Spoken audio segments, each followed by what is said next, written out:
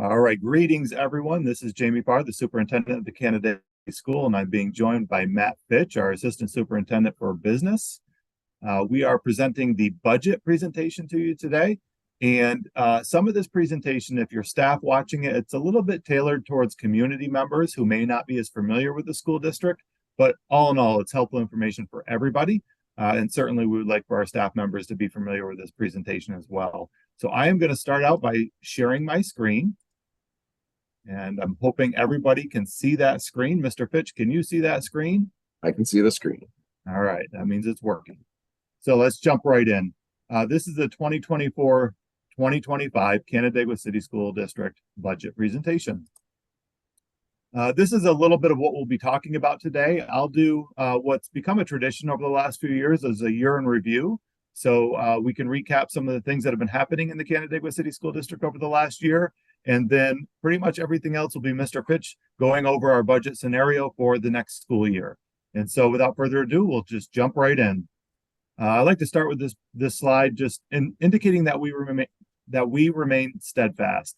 The fact of the matter is, as you know, there's probably not been more societal strife than what we're experiencing right now. Certainly part of that filters into the school system as well.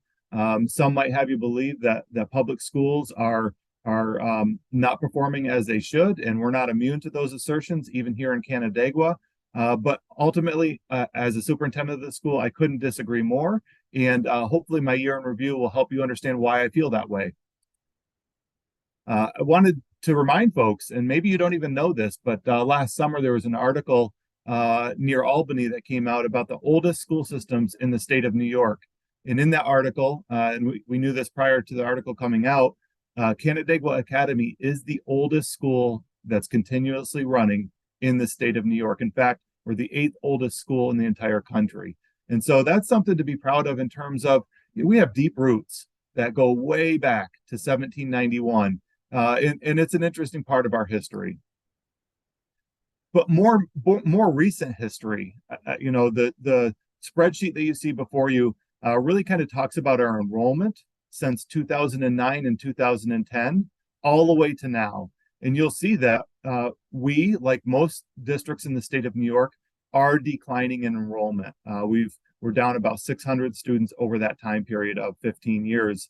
And then you'll see kind of the number of seniors, the size of the graduating class. At our peak, we were in that mid 300s. Currently, we're in the upper 200s, so we've come down. I'd orient you to the far right, our economically disadvantaged percentage. Just in that 15-year time period, you can see we've gone from 20% of our student population who would be categorized as economically disadvantaged to now, in the last couple of years, 42 and 39%. So you'll see that number has doubled in our school community over 15 years. And if we went back even further to about the year 2000, you would see that 20% to be more around 10%. So our economically disadvantaged students and families have grown tremendously. And as a community, we should be proud that we've done a lot to support and to help people in need. Over that same time frame, you can see our graduation rate has only risen. We've steadily risen that entire time. So from 87% graduation rate to 93%, which we experienced last year. Again, things we ought to be proud of. And in fact, the piece on this slide, on the left side of the slide, recently we learned, based on the U.S. News and World Report, that our middle school and our academy was rated as best school systems in the nation, in fact. And those ratings are based on how we do on standardized assessments, course offering, our demographic viewpoints, and a whole variety of things. But essentially, it really narrows in on course offerings and how our students are performing. And so that's something we as a school district should be very proud of. I've had a lot of people ask about the status of where we are with our nickname change. I think most people are aware now that we have selected Gray Wolves as the name. And it's difficult. I'm not ignoring that point. It's been a difficult transition for us as a community, as a school system. We had an identity that was with us for quite a while that we've shifted away from for, a variety of reasons. But what I can say unequivocally is that our primary elementary school kids really love the mascot and the nickname and are really enthusiastic about it. And I even would say our secondary students are further along than I would have predicted at this point. They often ask for the mascot to be at events. A lot of students have asked to be inside that mascot. And it's a shift that will take time. And certainly the students and families that went to school and were known as our previous nickname and mascot, that's not going to be erased. That's still there. That's part of our tradition and our history. But we're writing a new history now with this new nickname and new mascot. We still have just the temporary logo that was created for now. We're in the process of creating our more formalized and permanent logo. And I had hoped to have that out in the spring, but we're not rushing it. We want to make sure it's done right, and we are in that process. This is new this year to the school district, and I've heard from many, many families how appreciative they are of this, that it's really alleviating a burden on many, many families. Because of our, you saw that previous slide that showed our demographics and our economically disadvantaged, because that number has risen as high as it has, and because of new metrics at the federal and state levels, we now qualify for all of our students receiving free breakfast and free lunch every day. And as you know, we've revamped our breakfast and lunch programs pretty significantly. Students are quite enthusiastic about what's being offered, and our number of students that are accessing breakfast and lunch since it's become free has really grown tremendously, in fact, which is great. We want people having good meals and being nourished. As you know, we're finishing up our asset preservation project. It's really coming to a close in these months. We're almost done. And these are just a couple more pictures. We've shared them before, but here's some more pictures we wanted to share. You can see some of our corridors with our school colors, LED lighting. It's so much more bright and vibrant. We have new HVAC systems in the buildings, new univents. Really, everything just feels cleaner, looks cleaner. We see our elementary school gymnasium just really looking in great shape, a scoreboard that works. You can see the hallways and the lockers at the middle school and how it's just bright and shining. Our classrooms have been renovated in all the middle school rooms and all the primary elementary school rooms. You can see a science room in the middle school over here where they have lab tables they're bigger, but then they have instructional space. And in the classroom at the elementary school, you see the new univents, the new cabinetry, the hard surface countertops, but it also blends in nicely with our historic woodwork. And so, that building in particular is protected by the Historical Society, by SHPO. And so we had to maintain the historical aspects, but we wanted the new pieces to blend in and to match and look nice and to flow, and they did.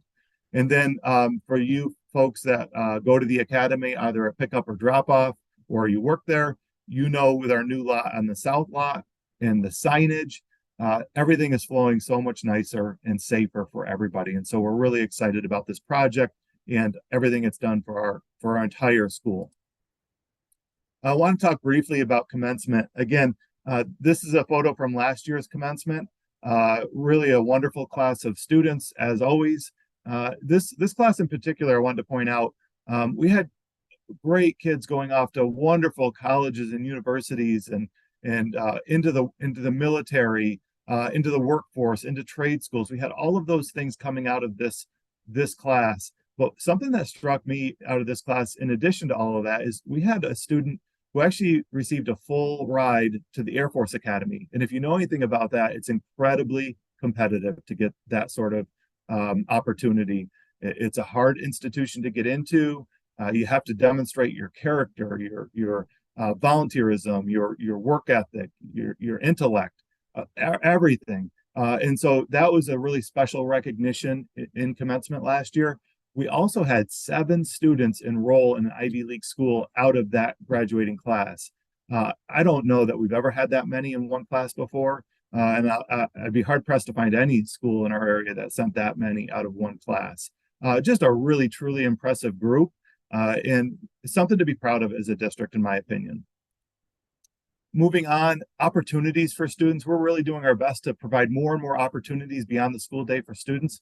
We have a startup theater musical production at the primary elementary school. It started last year and it really picked up momentum this year. We had so many students that want to be part of this, literally hundreds, that we had to do a lottery to select names because we couldn't accommodate all of them. And that's a great problem to have that we need to solve for the future. But they put on the Wizard of Oz. And if you didn't know any better, if you went and you looked at the sets, the costumes, the acting, the voices, the choreography, you would think it would be a middle or high school level degree of production. It was just truly fantastic. And again, just opportunities that we're looking to expand. We also are looking to expand a drone racing club at the middle school. We're in the process of that now. We've purchased the drones. We're, getting that up and running. Something that excites kids, and it's science and it's learning. And, that's really a focus that we have right now. Here's our robotics team. As you might remember from last year, they qualified as one of the best teams in the world and went and competed in Houston against best teams from around the world. They were just shy of qualifying again this year, but they did receive an award I wanted to mention. It's called the Gracious Professional Award. That was received at the RIT competition that also had teams from around the world at. The reason they received that award is they embodied, according to everybody else, some of the true belief systems of FIRST Robotics. And a lot of that has to do with integrity and character and many other things. But I would really point out integrity and character, because what they did was the district saw benefit in providing them an opportunity to have a competition space that's dedicated to them on our campus. And with the work with our custodial maintenance team, facilities team, we were able to identify a space in a facility that we have where we store items that we're sending to auction. And so we changed our process for auctioning items to free up that space, and we turned it over to robotics. And they went in there and they renovated the space entirely, and they created a competition field on campus that they could practice on so that they were better prepared for the actual competitions. But here's the thing, they didn't keep it to themselves. They reached out to other schools that they compete against and invited them to come and practice with them. Their thought was that together we could become stronger and they could become stronger. And that's why they received this award. They didn't have to invite these competitive schools onto our campus to compete with them and practice with them, but they did because they saw it as mutually beneficial. And that speaks really strongly to their character. Really proud of them. And maybe you don't even know that we also have, kind of a foundational program for robotics at the middle school. It's a Lego team. We actually had 2 Lego teams this year, and they were really successful and did a great job. And a lot of times that feeds into robotics at the academy. So great work in that regard.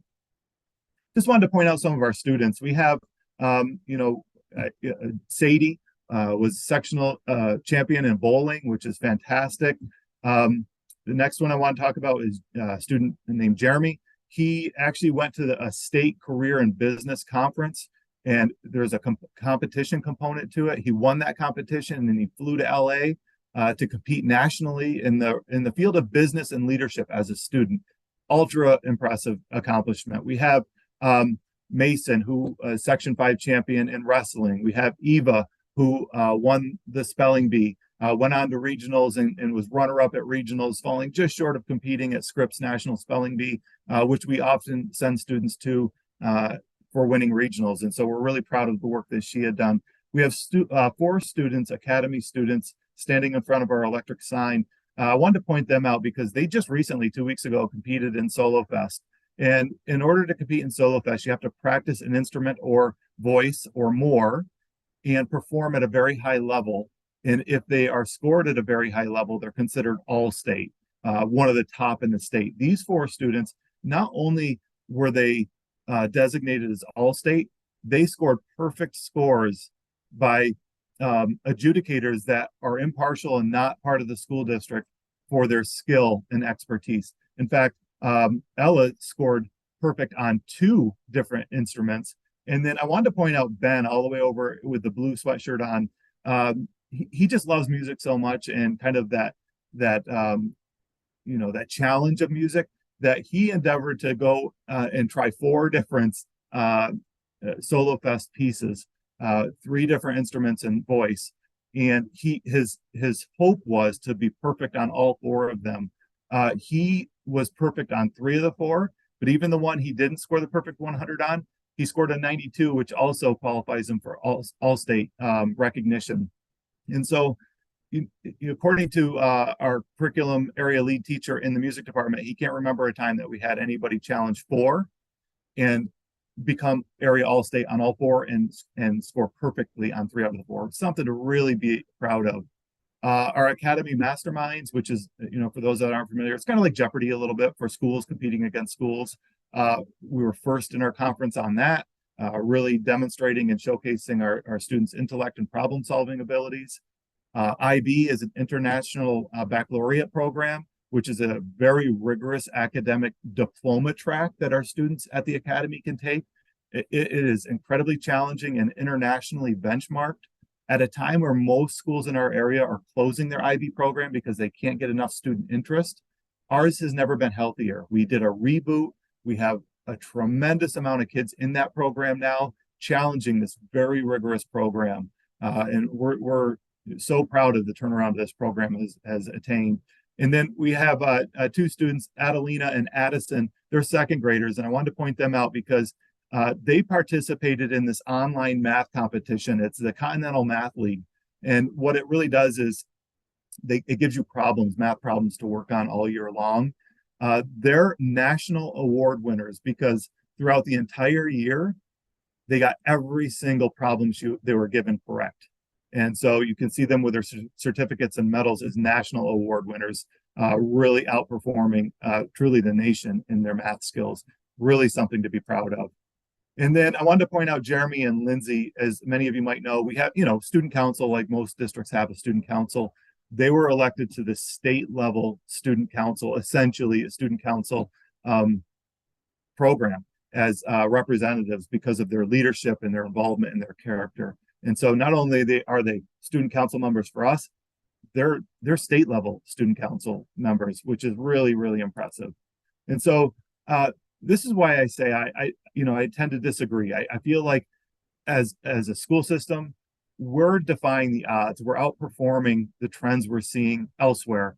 And it's really an attribute to our educators and our education related professionals that I would argue that we've never seen a greater group of professionals than we're seeing right now because of what they're overcoming and what they're producing. I'd also credit a lot of this to obviously the students, the families, and wonderful community partners. And speaking of community partners, I'm going to turn it over to Matt Fitch now because the support that we received from the community is why we're able to do all the things I just was able to showcase for you. So Matt, I'm going to turn it over to you, and all you need to do is let me know when you want me to advance the slide. All right, thank you, Jamie. So I'll go through all of the budget slides to explain where we're going out for the budget vote in a couple of weeks. And when you're looking at these slides, 23-24, the current year is on the left, and 24-25, the proposed budget is on the right. So looking just at the revenues, when we look at property taxes, pilots, and penalties, you'll see that's the majority of our revenue, increasing from 23-24 to the proposed budget of 24-25 by $1,515,570. That includes a 2.9% increase in the tax levy, and our tax cap is 3.19%, which I'll get into in a little bit. Looking at the state aid, increase of $324,386. That includes a approximately $200,000 increase in our foundation aid, which is about a 1% increase. That is going to be very difficult in the future. As you may have seen through the news, through the state budget process, the state was discussing reducing state aid for many school districts. They went back to providing zero for most school districts, and we have a very slight increase, but we are fully funded at this time, so 1% increase is extremely small. We separated state building aid, but you'll see here in the state building aid about a $594,000 increase. This is due to the current capital project, which Jamie summarized some of the aspects of the work that's been completed. As we complete that project, we expense more money and build more debt.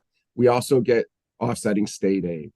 And then you see some minor changes in Medicaid of $10,000, and then all other revenue and miscellaneous, a change of $182,500. That's mainly interest earnings. So overall, from year to year, an increase in revenue of $2,627,420. Can move on to the next.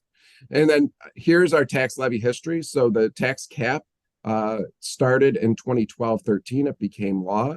And we can go out to, our calculation is the blue line. That's the maximum the district can go out to with a simple majority vote. If we want to exceed that number, we would need a 60% approval vote to pass the budget. You'll notice that throughout the history of the tax cap, we've either been at or below the tax cap number. And this year we're proposing 2.9% increase, with the cap being 3.19%. On the expense side, the appropriations, you'll see overall an increase of $2,851,409. Our 24-25 proposed budget is $91,147,506. You'll notice that the majority of that expense is in program. Program is going to be anything that deals directly with our students. So it's going to be any of our staff in our classrooms, furniture, support staff, anything the students are seeing directly day to day, transportation. You'll see administration on the top line. That's increasing by $212,000. That's going to be anything with district office, any administration in the building and their staff. And capital, you'll see an increase of $532,954. That's going to be anything with our utilities, our debt service, anything to do with our facilities and maintenance department. And so that budget is increasing by $532,000, but the entire amount in the previous slide of the building debt is in there. So that department's actually declining in total expenses year to year, excluding debt. So as part of, get a little bit more into asset preservation and safety project, this is the third year where the budget is increasing because of that project. And you'll notice that also the revenue increases. So the way this project was designed is, as we spent additional money as approved by the voters, then we would also receive offsetting state aid. So our revenue for building aid is increasing by $594,964. And our debt is increasing by almost an identical amount of $592,821. So the contribution through the taxes is decreasing by just over $2,000. And this is how the project's been designed the entire time. As we increase debt, we also increase state aid, so it does not affect the actual tax levy. Staffing changes. There were several requests at the beginning of our budget process, and for a couple of months, we worked through that with our administrative team, and we ended up with just very minor changes.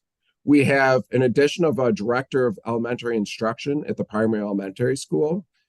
This is an ad that is due to the retirement and reduction to a school district data specialist that we have district-wide. So offsetting retirement and an ad, but change of position. We have an ad of a teacher on special assignment for a math science implementation. We are implementing new math and science curriculums at our primary elementary school. And it takes a lot of work to do that and make it successful. So we have an implementation coach that helps our staff get that program started and done well. We are reducing at the academy an English teacher and a business teacher. These are due to attrition, so no one is losing their job, but this is due to the lower enrollment at the high school. Each year, we're allowed to do a capital outlay project as part of our budget, not to exceed $100,000. This year, the work will include exterior doors and frames at the primary elementary school to complete upgrade the safety of that building. And we receive state aid for that. Our estimated state aid is 73.2%. And we receive that the following year. So next year, if we spend $100,000, the following year, we'd receive $73,200 back from the state on that project. So our current budget status, The appropriations for the 24-25 budget are $91,147,506. The tax levy, which includes a 2.9% increase, is $52,580,000. All other revenues, state aid, federal, miscellaneous revenues, are $36,866,179. And this still leaves a small gap of $1,701,327 that will use reserves and fund balance.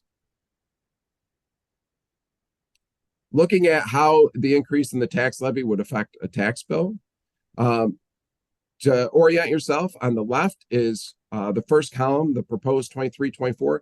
That is what we presented last year at this time during the budget process. The actual is what was actually the actual calculation once we received the final assessments in August of this year. And then 24-25 proposed is what we're presenting at this time this year. So last year at this time, on a $150,000 home, we estimated the tax rate to be $17.49, and a tax bill after receiving STAR, a tax bill of $2,078.49. When the budget was adopted, the actual tax rate was $15.09. So you can see that's significantly lower by $2.40 per thousand than what we had projected. And the actual tax bill on that $150,000 home would be $1,738.50. And this is due to the increase in assessed values in our community. Currently, the proposed budget, $150,000 home, we expect the tax rate to be $15.53, with a tax bill after STAR of $1,804.50. So an annual change of $66 on that home of $150,000. So multiple communities last year went through a reassessment, and we have multiple communities this year going through a reassessment again. So I just wanted to go through this slide as we did last year to explain how an increase in assessment does not necessarily mean an increase in the tax bill for the individual. If their assessment increased by higher amount, a higher percentage than the average in the community, it could cause an increase in their tax bill. If it decreased by less than the average assessment in their community, it could cause a decrease in their tax bill. So this is looking at two homes that are both valued, if they were to be sold, at $200,000. But one is in a community that the home is assessed at $172,000, and the other is in a community where the town is fully assessed at $200,000. So the way the state makes sure that both homes are taxed equally is by changing the equalization rate. So in town A, that they're not fully assessed, the house is assessed at $172,000.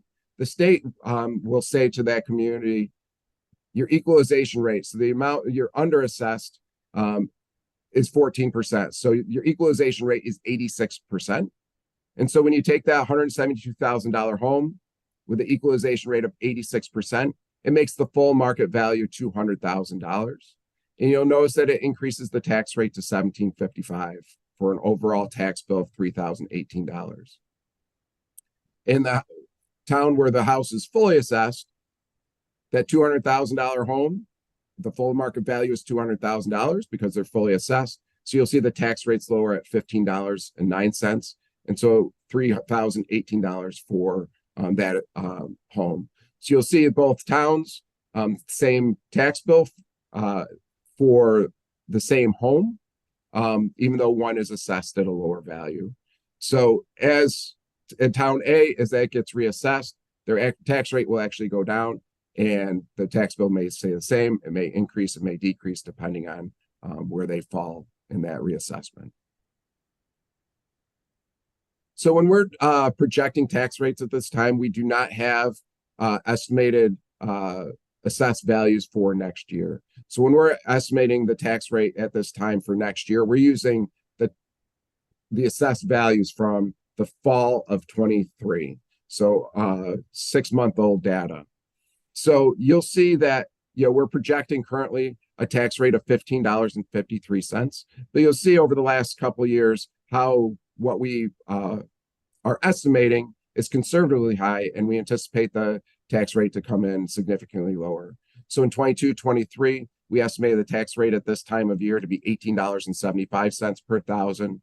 The tax rate actually was $17.08. In 23-24, last year when we were presenting, we estimated the tax rate at $17.49. The actual tax rate came in at $15.09. Currently, we're estimating the tax rate at $15.53. I don't have an estimate for a final calculation, but my assessment is that it will be significantly lower than the $15.53. But for this purpose, we use this conservatively high number at this point in the process.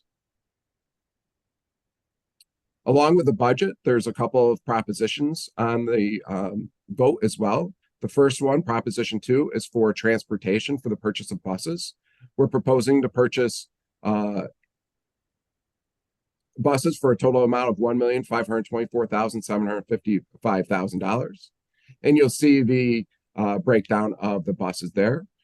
We use the transportation reserve and fund balance to cover that cost, so there's no increase to the taxes. There's also Proposition 3, funding for Wood Library. We collect the funding for Wood Library and then pass that on to them. The current tax levy for them is $920,150, and they're requesting an $87,414 increase to just over $1 million for their tax levy.